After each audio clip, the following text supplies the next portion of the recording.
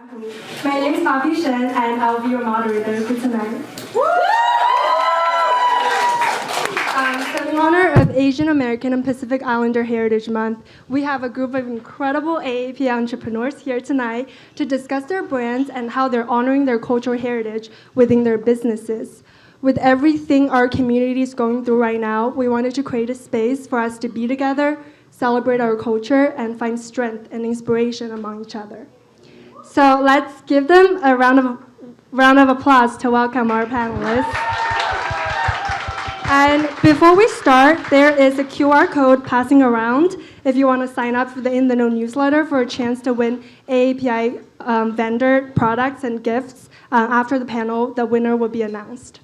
So to kick off, why don't we start with Jason? Give us a quick intro, tell us who you are, and a little bit about your brand. I was hoping to start out. No, but thanks, Poppy. Hi, guys. I'm Jason Wang. I'm the CEO of Xi'an Famous Foods. We have a location just a block away, actually. So yeah, that's my intro. I think we'll keep it short. Good. That was good. Trisha? Sure, we're going to keep it short and sweet. Is this on? I don't think it is. Oh, it is on? Oh, did I turn it off? Oh, I did turn it off. Obviously, I did. Anyways, hi guys. My name is Trisha Sakhuja-Walia, and I'm the CEO of BrownGirlMagazine.com, a platform empowering South Asians living across the diaspora, and I'm truly grateful to be here tonight, so thank you for thinking of me. Hi everyone, I'm Christine Chang, co-CEO and co-founder of Glow Recipe. We are a fruit-forward, clinically effective skincare brand, and equally excited to be here tonight. Hi everyone, my name is Rowe. I'm one of the co-founders of Lunar Hard Seltzer, the first Asian American craft hard seltzer, born and raised here in New York in the US, but made with real fruits that we bring over from Asia. Thrilled and humbled in a lot of ways to be here as one of the younger brands, so just happy to be here. Thank you. So was this something you guys always wanted to do as kids? What was the moment you decided for yourself that you wanted to start a business? Chang, yeah. I guess I'll start. I don't think I ever knew. I think it's just one of those things that kind of happened growing up in a small business family and an immigrant family.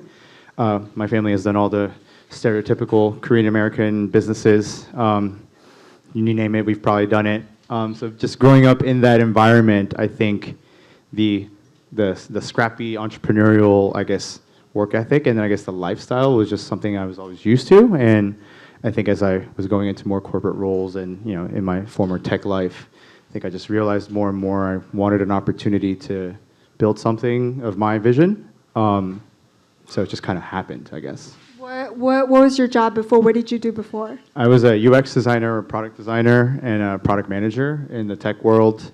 So a very natural transition from into alcohol, obviously, but. No, I mean, I think just being in that startup world also helped me get the business, I guess not the day-to-day operational and the kind of the mindset that I grew up with, but more of the actual savviness and the understanding of the moving pieces and how to think strategically. And my co-founder, Kevin, who I met in college in the back of Calc 3, he also similarly of that entrepreneurial itch. So we had always talked about once we moved to New York of doing something, and we just kind of stumbled upon Lunar. Thank you. How about you, Christine? So definitely not something I thought about when I was younger. My parents were very academically oriented, such a novel concept, right, for Asian parents. And I ended up already disappointing them when I went to L'Oreal for my job after school to be in the beauty industry. I was always obsessed with beauty and skincare products. And that was already, not a lawyer, not a doctor.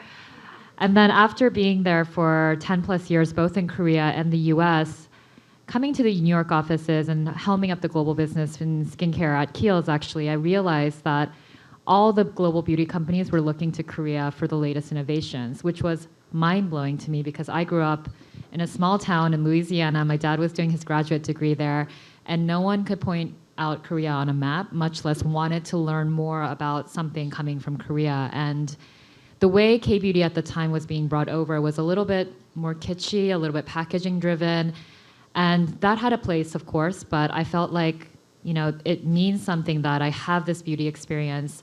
I happen to have worked in both cultures. I'm the only person other than my co-founder Sarah at L'Oreal who actually worked in both countries.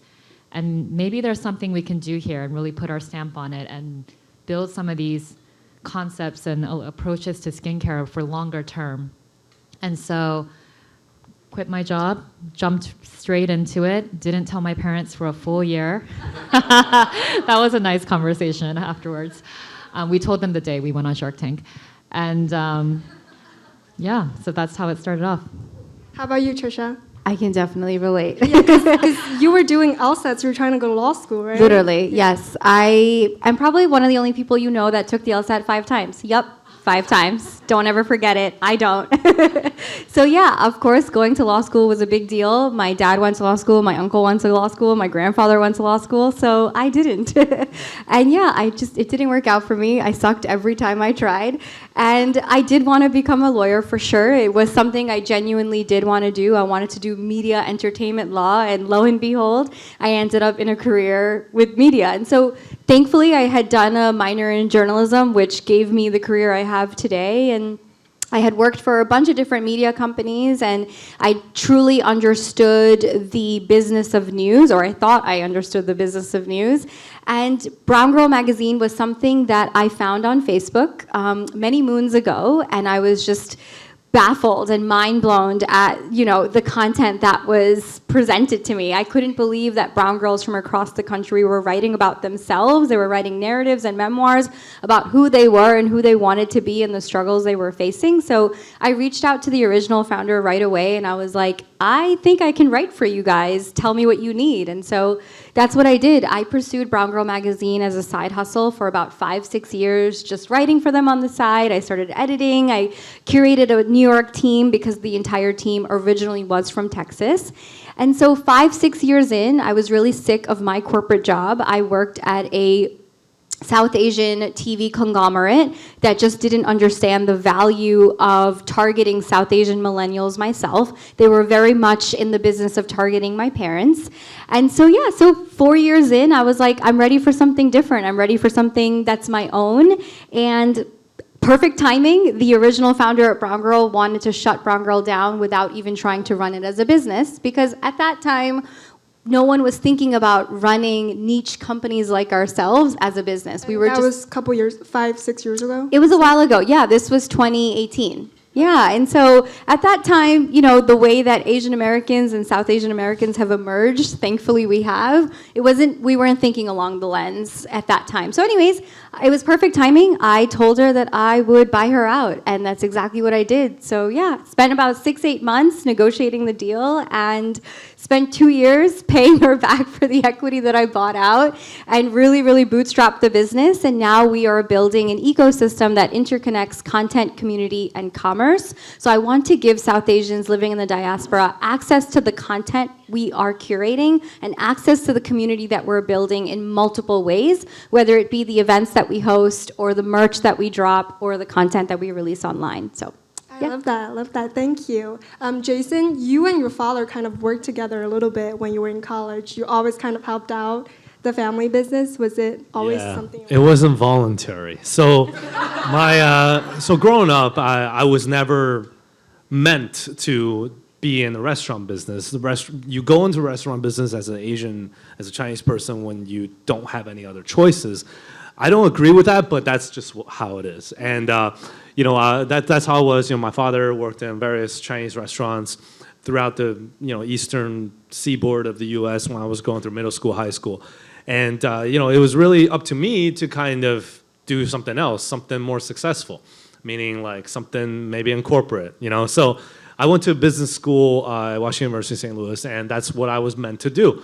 And after I graduated, I did start a corporate gig, but the thing is about life is when you see an opportunity, you just have to go for it, because there's only a few things that are equal for everyone's lives.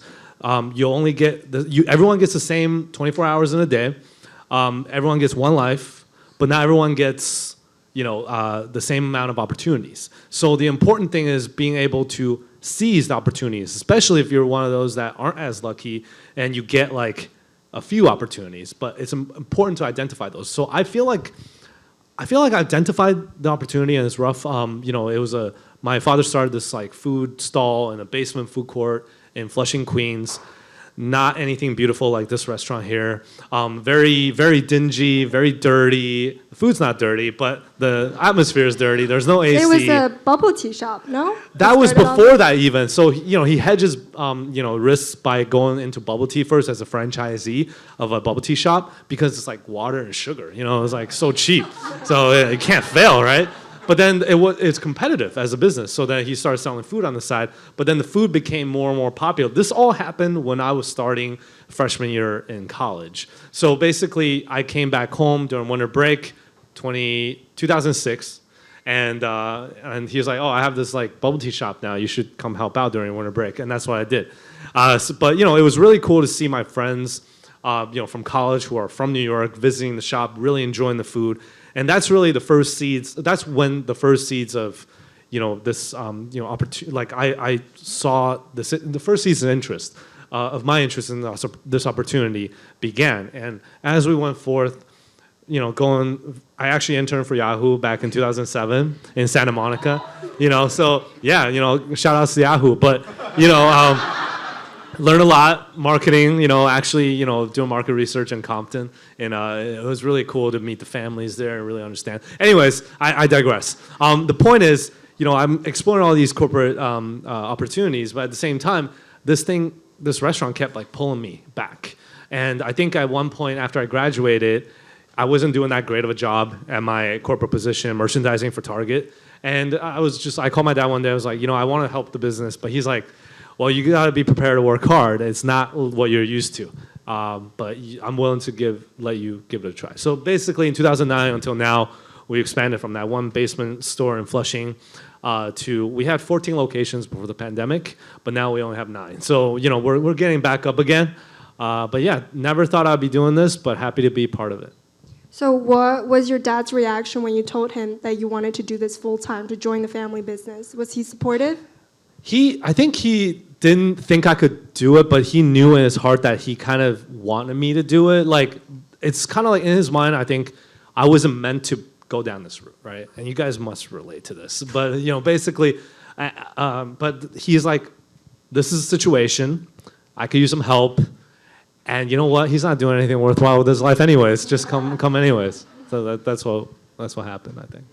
How about you, Trisha? I know you have some stories to share in terms of parents' reaction when you first told them you wanted to start your business. Definitely. I think when I first told my parents that I'm going to start taking Brown Girl Mag a bit more seriously, this is way before I even went full time. It was the first time ever that I had, quote unquote, left the house and stayed out for I think almost 2 nights because I was gonna prove a point. But how it is with brown parents and Asian parents, if you leave, you're not coming back. So I had that hovering over my shoulders. But yeah, I mean, I think with Asian parents, you have to just prove them wrong, and you have to keep working at it. So it was my dad truly who years later helped me do the buyout. He helped me figure out what it even looks like to register a company. And until this day, he's thankfully done all my books and my financials. He's a CPA, so that helps. But yeah, in the very beginning, and even still now, I mean, there's questions, there's doubts, but thankfully, I do have their support. But in the very beginning, it was, law school or nothing, get out of the house. We don't own you anymore. Like, you don't belong here. So yeah. Wow. Was it similar for you, Christine? Because you didn't tell them until very long time. Yeah. Yes. So well into the business, we decided to audition for Shark Tank midway. Like, this was maybe 5 months into our business. We went to a casting call on 66th Street in front of ABC, thinking, of course, you don't make it. Like, it's a casting call with like 500 people there. And somehow each round we kept passing, and we were like, what's happening here? And then one day we found ourselves filming mid-year in the summer at Culver City because they flew us out there like literally with 3 days notice. We had to cancel all our meetings to just make it out there. And at that point, I told my parents, I was like, I think this could be something more. We actually did film like a TV show, like on TV, Mom, like on TV. And it's gonna air in a couple months. And she was, a little relieved to hear that there was some vetting, there had been press, we actually had And a at that team point, member. you had already quit your job. Oh, you quit your it's corporate been job, months, and yes. they didn't know about that. Quit my job, yes, months. And I think part of me always knows that they'll always love and support at the end of the day, but having that conversation is so hard. I didn't need that additional stress at that point. So I wrote it out for a very long time. And then now she's, of course, my biggest supporter, but still asks occasionally, like, are you guys okay? You're doing okay, right? I'm like, Mom, we're fine. Like, we're okay now. But there's always that little undercurrent of doubt that she's worried still as a parent. How about you, Xi'an? I think it was beyond like anger. It was just very like almost denial. When I first told them, they're like, it's like, hey, I think I'm gonna, we have an idea, like there's this thing called hard seltzer that's like taken off, and everyone's drinking it, and we're gonna do make one with using the flavors that we grew up with, right? And they're like, oh, that's cute, right? I was like, oh, cool, go have fun. It was very much the general vibe of the reaction, not against it, almost again in denial. Go have your fun with your little passion project. But I think as we kept, I guess similar to Christine's point, as we were continuing to get some traction and some milestones, I think it was first when we made it onto our first H Mart that our family shops at. And for any of the Asian Americans and Korean Americans, that's part of the Sunday ritual. You go to church, you go to H Mart, you go to shopping, and then you go home, right? So we made it there. So I was like, okay, he's got something. And then I think that following, I guess, the winter of 2020, we were part of Brewbound, which is like a beer trade publication. Every year they hold a pitch competition, and we somehow came out on top. Similar to Christine's reaction, every time we passed, we're like, this is okay, we'll take it. But I think we were just bringing in something different to the industry, and I think obviously the liquid was good. So people, obviously. So we came out on top, and when I told them, hey, we won first place at something, and classic Asian parents didn't even know what we won first place at, but we won first place. I was like, okay, now you have something. And then I think the latest one was when we got the Trader Joe's activation here in New York. Congratulations, thank you. by the way. I think that was the okay, we're playing ball now. And I think they're very much supportive now, and very much of like asking for help, and they're like sending pictures of like, look, we merchandise your stuff at H Mart and stuff like that. So it's a journey, and I think to Christine's point, I think it's at the end of the day they will be your number one supporters. But I guess stylistically, it just takes a little different ways to get there. Yeah, a common theme I'm sensing here is like they're always very hesitant in the beginning, but once you prove yourself, show some sort of proof of legitimacy, award certificate, a TV show, then always they become really supportive in the end. Yeah, and I think they take it upon themselves to be your toughest critic, but little do they know that typically we are our own biggest critics, just how we were raised. But I think it's just out of the kindness of making sure that we're bulletproof. I think they just try to be as critical in the most loving way possible. So all of your businesses are in some way inspired by your culture and community. I was wondering how you communicated that aspect of your brand to the people outside of the AAPI community. Christine, you were talking about being on Shark Tank, and Glow Recipe started off as a e-retailer for Korean makeup brands in the US. And I remember watching Shark Tank, some sharks had questions about and hesitation because they weren't very familiar with the K-beauty industry in the beginning. So how did you kind of introduce that to the people here, and how did people respond in the beginning? So a lot of content and education. And what's so interesting is skincare, when I grew up in Korea, because I went back to Korea after that stint in Louisiana, was bathhouses on the weekend with my mother and all my aunts going to splash spoiled milk on our faces, and Mom opening the fridge and just grating a potato and deciding to slap that on our faces while we were watching K-dramas. And it was just such an integrated, joyful part of our daily routine. And I come here for college, again, at WashU, represent, and skincare is a chore for everyone. Everyone hates it, hates washing their face at the end of the night, just wants to get through it, get it over with so that they can put on makeup, which was the fun part. And that really it stuck with me because why isn't this a joyful ritual versus a chore? And so a lot of our educational content was focused on making it joyful because skincare should be like one of the best parts of your day, that time you carve out for yourself and it's truly yours.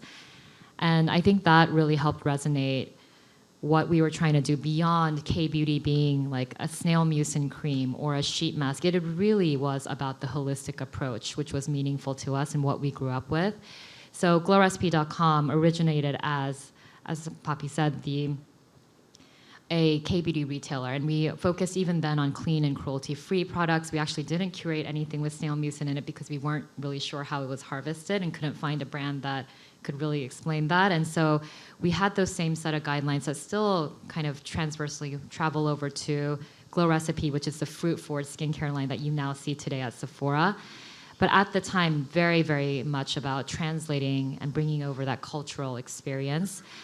And it was incredible because there was so much interest in Korean beauty and in skincare. I think it really exploded out the skincare market in a way that changed the beauty industry fundamentally, which is incredible if you think about it. And now K-beauty, people often ask me, like, is K-beauty over? Like, do you think it was a trend? And my answer to that is K-beauty is now everywhere. Your Neutrogena Water Gel Boost Cream, that is K-beauty inspired. The sheet mask that you have from Burt's Bees from CVS, K-beauty inspired. It has trickled down to every possible medicine cabinet, beauty bag, beauty brand that you can name. And that's always the vision we had for it from the very beginning.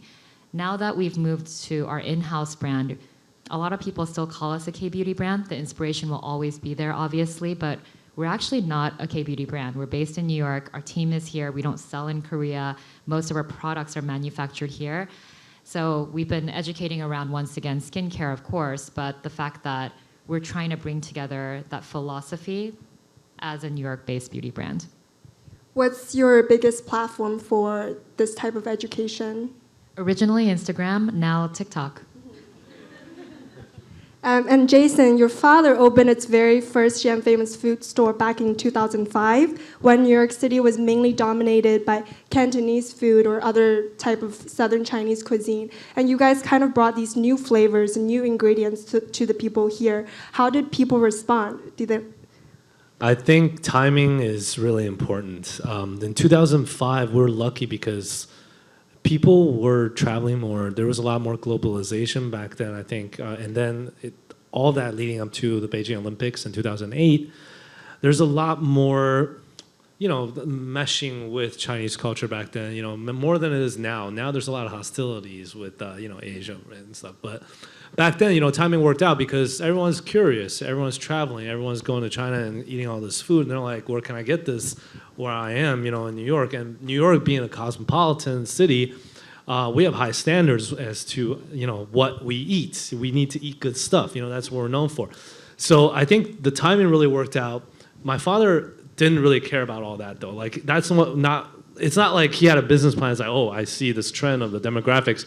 They seem to be liking regional Chinese food. No, he didn't. He's not like, it's mostly because it was lucky. I graduated. I'm no longer a burden to him financially, I guess. So then he's like, okay, instead of working for various restaurants, let me do something sort of a passion project of mine, right? So, he's like, yeah, let me cook food from my hometown, stuff that I miss, that I want to eat, that I want other people to come and just share that taste. So, given the timing of the macro timing and then his own timing, it sort of worked out because then he sort of rode the wave of regional Chinese cuisine at its infancy in Flushing, and that's when, before things became more commercialized, where it's like, I'm selling this stuff because I know it sells. It was more of like, okay, I'm selling this stuff because it's the only thing I know how to sell. It's the only thing I know how to make, So, and that's what I'm passionate about. So that's kind of where our product comes from. And for me, it was just about making it accessible to people. My role initially when I was in college, I used to make websites. So not a UX designer or anything, but back when HTML and PHP was a thing, but now no one uses PHP. I didn't even know that until recently. Anyways, MySQL. Anyway, so like back then, I used to make websites. So I would for a little bit of money. So then I was like, yeah, I'll make a website for our basement stall and translate the menu. So basically, that's my first steps into getting this food more accessible to everyone. And I think people love food. People like food. People just don't want to try something they don't know anything about. So it's about putting things in front of them and showing them this is what that is. It's not mystery meat. It's what it is. Lamb face salad. It's lamb face salad, but you know what it is. So that was my initial role in it. Obviously, we came a long way from that, but yeah. Awesome. I'm curious about your story because seltzer is a very competitive industry, and you're introducing all these Asian-inspired flavors. How did people respond to that? People responded actually quite positively. Some people don't know what they are, but they still respond positively, which is a credit to them, and is great. But generally, from the trade side and the distributor and the retailer side of things, we actually get quite welcomed because although we are a hard seltzer, which is a very obviously mainstream medium now, these are very different flavors, and we're not using any artificial flavoring or coloring like any of the other, mainstream brands and whatnot. And a lot of distributors and retailers, at one point in the industry, they called this thing called Seltzer Fatigue, where everyone and their neighbors, microbrewery was creating some sort of a lemon lime seltzer and black cherry seltzer and what have you. So I think when they saw us coming with different flavors that they probably weren't familiar with, but could tell was different. They had heard of things like yuzu and lychee, and there's a lot of trends. I think Whole Foods identified. How many flavors do you guys have now? So we have 4. We have yuzu, lychee, plum, not the purple kind, but the green ume meshi type. And then the 4th one being passion fruit. They're delicious, by the way. Oh, thank you. What's the top-selling flavor? It really does depend on the crowd and location. I think the folks who don't like the sweets, they generally like something like yuzu because it's a little bit drier. I think the folks who like the lychee martinis, like the wonderful ones being served here, would definitely enjoy the lychee flavors. Plum is the one that surprises people the most. I think people don't recognize it as much, at least the mainstream. I think they get thrown off when they don't see it as purple and they see it as green, and they're like, I don't know what that is. But once they try it, especially at like events and festivals, they're like, whoa. And I think especially does really well in the South. My hypothesis is that it's reminiscent of peach tea and sweet tea. A little bit, and then passion fruit, the jury's still out. It's a fairly new flavor, only released a couple months ago, so we'll see. And Trisha, you created this huge platform and community for South Asians to share their stories. Tell us more. How was the community's response and in the beginning, and when you kind of expanded this platform for more people to share their stories? Yeah, absolutely. I think everything we've done so far has been absolutely organic. We've seen more than, I think 12 or 13 million page views to the website, and I think we've published more than 10,000 pieces of original content.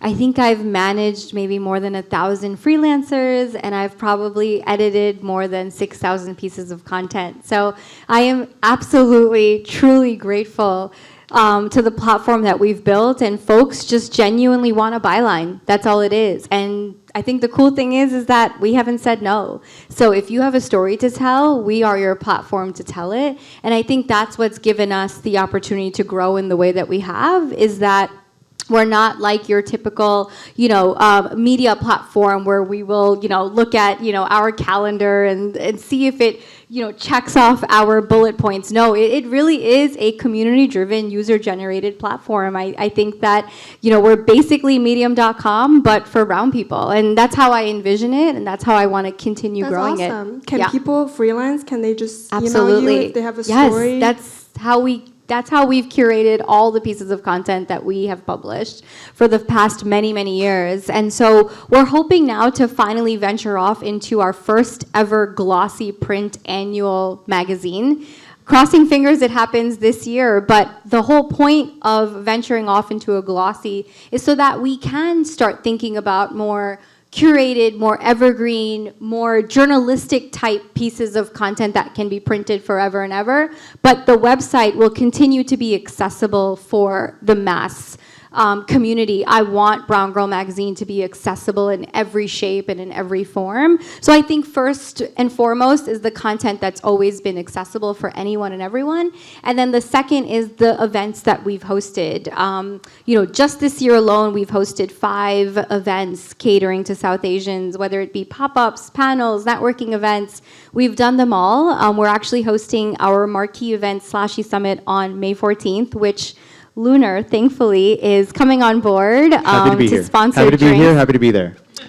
I'm very excited about it. So yeah, that's our big marquee event. But it's really the events that I personally believe helped us take off, because it truly allowed us to build a community off of the internet. And that's been the vision from the start, is how do we take the work we're doing online and create it offline? How do we build that same community we've built on Instagram, but do it in person? So it's the events, and for me personally, it's the apparel that we have launched, and it's the book that we have published that has allowed us to build a community that goes beyond the realms of the web. So yeah. That's great. I love what you're doing. I think we have some time for 1 or 2 audience questions if anybody wants to ask a question to a certain panelist, or a general question for everyone. Don't be shy.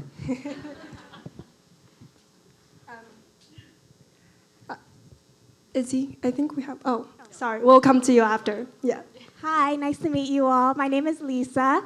I have a quick question about how you were all able to cultivate a support system during the early stages of your business.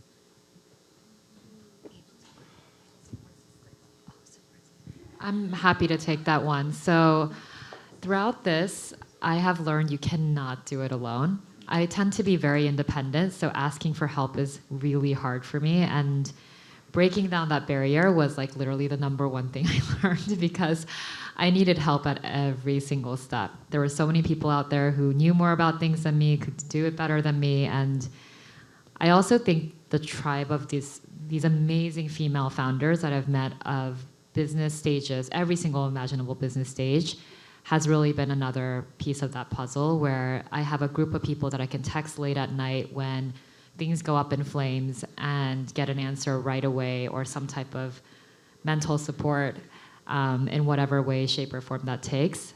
But it's been a conscious effort too. So constantly looking out for also my friends, in the sense that if I see an article about them, I'll text it to them. If I see something that might be interesting for them, I send it their way, connect them with other people that I know.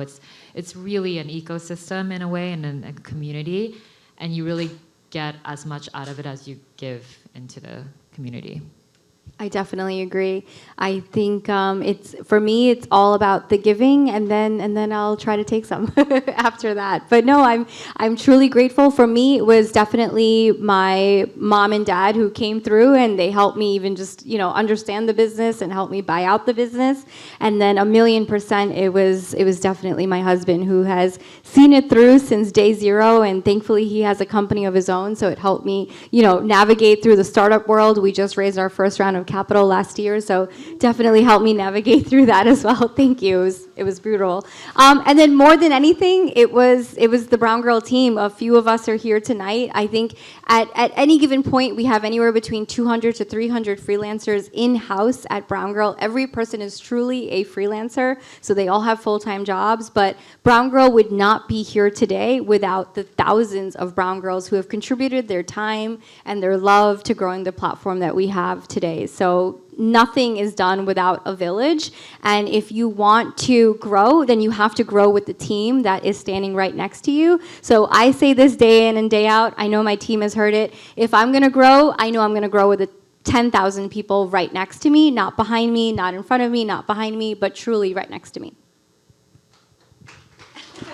Oh, I guess we're all answering. I think I just want to touch on the husband front, or the significant other front. They're the MVPs. I half jokingly, maybe less than seriously, or like mostly seriously, like consider my girlfriend, or call her my unofficial third co-founder with no shares. Is she here tonight? No, she's not. She's not able to make it today, but it's okay. She hears this joke all the time. She'll probably be rolling her eyes if she were here. So, but really, like Christine, I also It doesn't come naturally for me to ask for help, at least until I feel like I've able to give it a try myself. A lot of times that means things pile up and deadlines meet and the stressors add up, and fortunately my girlfriend is there to be there, I guess take it all and let me be my outlet. So I definitely wouldn't be here without her.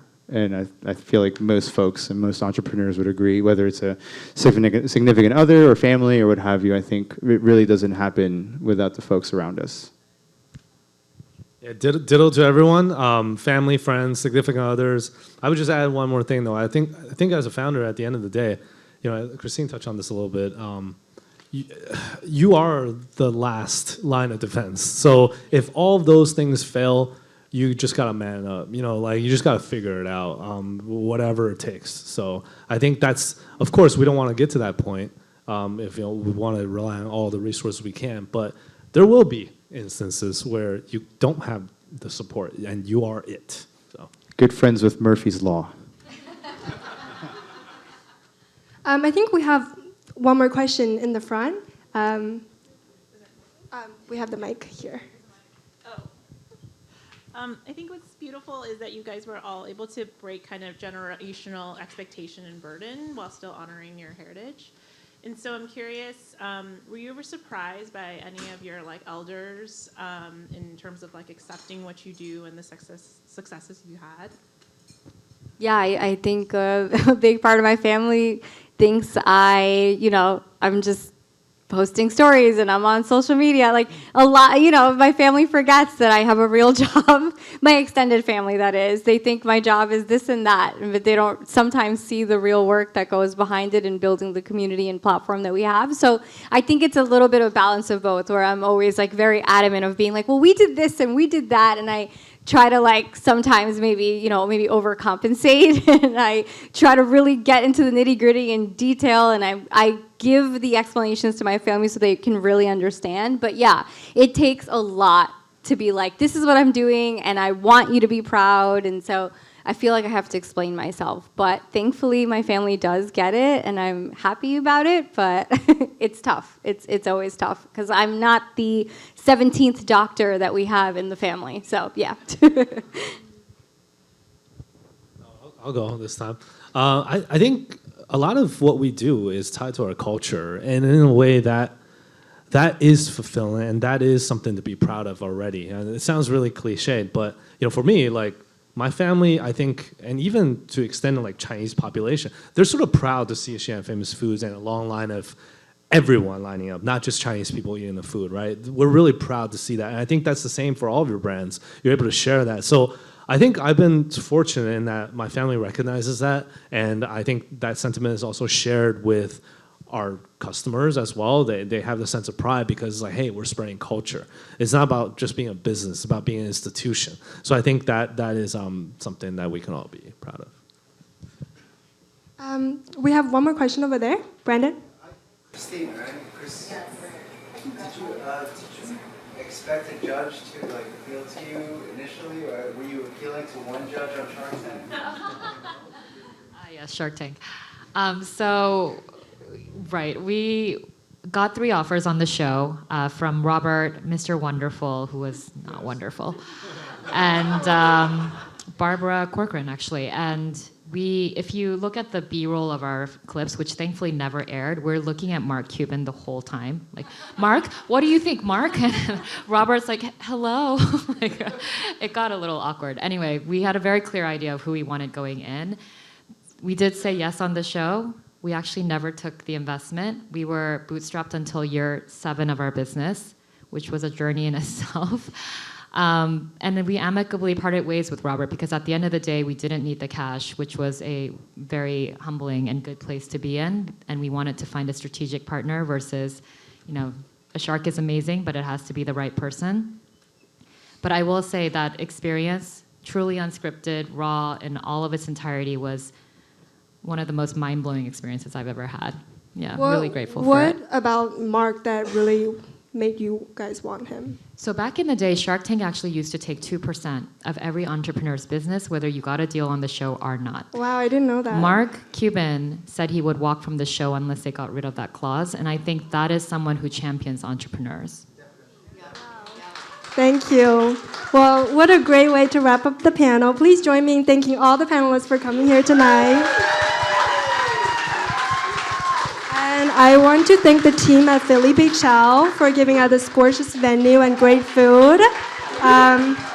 Shout out to artist Shar Takuasa, who's the designer behind our tote bags, which you will all receive later tonight. And DJ Peach, thank you, Gold House, and our amazing events team for making this all happen, making tonight so special. Thank you guys so much for coming. And please don't forget to check out the marketplace over there to pick out your favorite AAPI products and gifts after the panel. Please enjoy the night. There's a free open bar and food and music. Thank you guys so much for coming and have a great night. Give it up for Poppy as well, right?